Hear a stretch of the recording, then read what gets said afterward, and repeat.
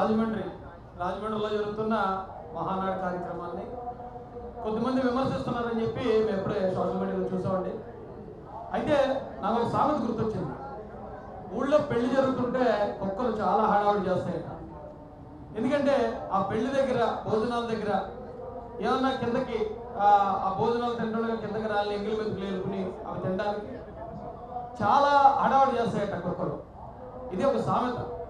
కానీ ఈ రోజున ఇక్కడ మహానాడు అని చెప్పి ఇంత గొప్ప కార్యక్రమం ఈ రాజమండ్రిలో జరుగుతూ ఉంటే నిజంగానే ఆ కుక్కల ఫోన్లో కొద్దిమంది ఎక్కడైనా ఒక పొరపాటు కనిపించకపోతుందా, ఎక్కడైనా ఏదైనా అక్కడ ఓ లోటుపాట్లు ఏమైనా కనిపించకపోతాయా, మనం వాటిని వేరుగురు పట్టుకుని వెళ్ళి మన మీడియాలో పెట్టుకుని మన ప్రెస్ మీట్లు పెట్టుకుని దాన్ని ఆనందిద్దాం అనే ఆలోచనతో కొద్దిమంది మాట్లాడడం జరిగిందండి. అయితే వాళ్ళకి ఆ బాధ ఉంటుంది నిజంగానే. ఎందుకంటే ఈ రోజున ఒక రాజమండ్రి మాత్రమే కాదు, ఉభయ గోదావరి జిల్లాలే కాదు, రాష్ట్రం మొత్తం పసుపు మయమైపోయింది. ఒక పక్కన జగన్మోహన్ రెడ్డి గారు మీటింగ్లు పెట్టి నా మీటింగ్కి వస్తేనే మీకు పెన్షన్ ఇస్తా, నా మీటింగ్కి వస్తేనే మీకు చేయూత ఇస్తా, నా మీటింగ్కి వస్తేనే మీకు విద్యా దీవెన ఇస్తానని చెప్పి, లేకపోతే నా మీటింగ్కి వస్తే మీకు పట్టాలు ఇస్తానని జనాలను మభ్యపెట్టినా సరే జనాలు వెళ్ళని పరిస్థితి. ఇది ముఖ్యమంత్రి గారి మీటింగ్కి. ఇక్కడ చంద్రబాబు నాయుడు గారు ప్రతిపక్ష నాయకుడు, ఆయన ఎవరికి డబ్బులు ఇవ్వడు, బిర్యానీలు ఇవ్వలేదు. కానీ ఎంత ఎండల్లో కూడా ఈ రోహిణి కార్తులో కూడా ఉదయం నుంచి ఇప్పటివరకు ఇంకా వస్తూనే ఉన్నారు, వచ్చిన వాళ్ళు కూర్చునే ఉన్నారు. అయితే అది చూసిన జగన్మోహన్ రెడ్డి గారికి ముందు బండి ఉంటుంది. ఇమీడియట్గా పేద నాని గారికి, రోజా గారికి, మరొక బొత్స సత్యనారాయణ గారికి ఫోన్ చేస్తుంటారు. అక్కడక్కడ అంత అంగరంగ వైభవంగా జరిగిపోతుంటే మహానాడు ఇమీడియట్గా మీరు వెళ్ళి ఏదోటి దాన్ని దివ్యం చేసే విధంగా మరొకపోతే ప్రజలంతా అది చూసారంటే అరే ఇక రాబోయేది ఈ పసుపు ప్రభుత్వమే, చంద్రబాబు నాయుడు గారు సేమ్ అయిపోతున్నారని జనాలందరికీ ఆల్మోస్ట్ నమ్మకం వచ్చేస్తుంది.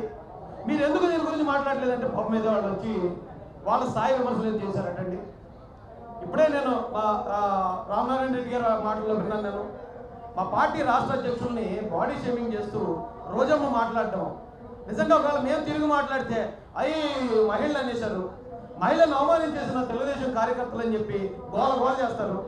జగన్మోహన్ రెడ్డి గారు మీకు తెలీదా మహిళలతో ఎలాంటి మాటలు మాట్లాడించాలి అని ఏమీ అడగకుండానే కోట్లాది రూపాయలు తెచ్చి పసుపు సైనికులు చంద్రబాబు నాయుడు గారి నాయకత్వం మీద ఉన్న నమ్మకంతో కార్యకర్తల సంక్షేమం కోసం కోట్లాది రూపాయలు కుమ్మరించారు అక్కడ.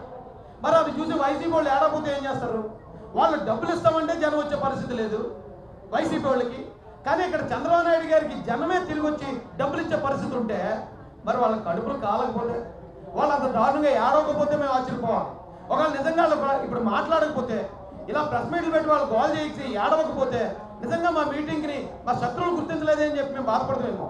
కానీ ఈ రోజు నీ శత్రువులు ఏది వైసీపీ వాళ్ళు ఎంత గోలగోలు చేస్తున్నారంటే ఈ కార్యక్రమం ఎంత సూపర్ డూపర్ సక్సెస్ అవుతుందనేది ప్రజలందరికీ, ఆంధ్రప్రదేశ్ ప్రజలందరికీ వాళ్ళు చెప్పనే చెప్పారండి.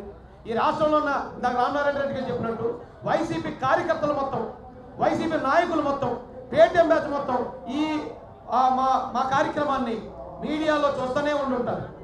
చాలా థ్యాంక్స్ అండి మీ అందరూ కూడా. ఎందుకంటే తెలుగుదేశం పార్టీ అని హవా మీకు అర్థమైంది కాబట్టి, ఈ రోజున ప్రజాదరణ ఎలా ఉందనేది మీకు అర్థమైంది కాబట్టి, నారా లోకేష్ గారు ఇంత ఎండలో కూడా ఆయన సింహంలో వీధుల్లో తిరుగుతూ ఈ రోజు వచ్చి ఆయన అక్కడ స్టేజ్ మీద ఆయన ఫోటో వేసారని బాధపడ్డారట. ఎవరో కానీ బాలకృష్ణ గారు ఫోటో వేయాలని బాధపడ్డారట.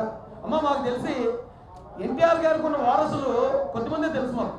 మాకు తెలియకుండా రాష్ట్ర వ్యాప్తంగా చాలా మంది ఉన్నట్టున్నారు ఎన్టీఆర్ గారు వారసులు.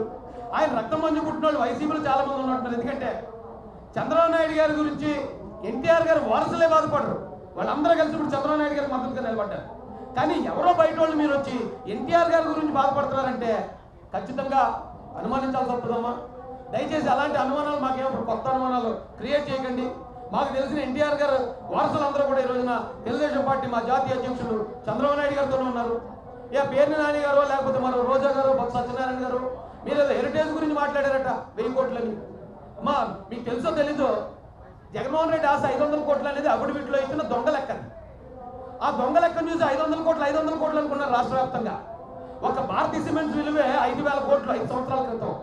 ఒక సాక్షి మీడియా విలువ, సాక్షి ఛానల్ కానీ, సాక్షి పేపర్ కానీ, ఇందిరా టెలివిజన్ కానీ, వీటి విలువ అప్పట్లోనే దాదాపు 5000 నుంచి 10,000 కోట్లు. మొత్తం ఆయనకున్న సండూర్ పవర్ కానీ, లేకపోతే సిలికాన్ ఇన్ఫ్రా కానీ 57 కంపెనీలు ఉన్నాయి.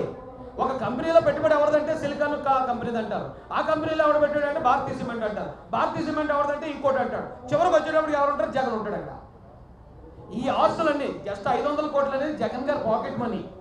ఆయన పేరునున్న పాకెట్ మనీ అనౌన్స్ చేశాడు. కానీ ఈ కంపెనీల పేరులోనే అన్ని తీస్తే దాదాపుగా 40,000 నుంచి లక్ష కోట్ల రూపాయలు అప్పట్లో. ఇది 1000 కోట్ల రూపాయలు 30 సంవత్సరాల క్రితం నుంచి ఉన్న కంపెనీ 1000 కోట్లు అని చెప్పేసి బాధపడిపోతున్నారా? కనీసం సిగ్గు సెలవు ఉందా? మీరు అబద్ధాలు చెప్పడానికి ఈరోజు రాష్ట్రం అంతా మీ అబద్ధాలు అర్థమైపోయింది కదా. అయినా సిగ్గు లేకుండా నాకు అబద్ధాలు చెప్తున్నారు, మాకైతే అర్థం కావట్లేదు. రేపు ఇంకా ఉంది. రేపు మీరు ఇంకా ఈనో ప్యాకెట్లు దగ్గర పెట్టుకోండి, అవసరమైతే ఒక డాక్టర్ని కూడా దగ్గర పెట్టుకోండి. ఎందుకంటే రేపు వచ్చే ఆ జన ప్రపంచాన్ని చూస్తే మీరందరూ కూడా గ్యాస్ట్రిక్తో మంచాలు ఎక్కేయడం ఖాయమని చెప్పి తెలియజేస్తూ అవకాశం ఇచ్చిన మీడియా మిత్రులందరికీ, అలాగే మా జాతీయ అధ్యక్షులు చంద్రబాబు నాయుడు గారికి, జాతీయ కార్యదర్శి లోకేష్ గారికి హృదయపూర్వక ధన్యవాదాలు.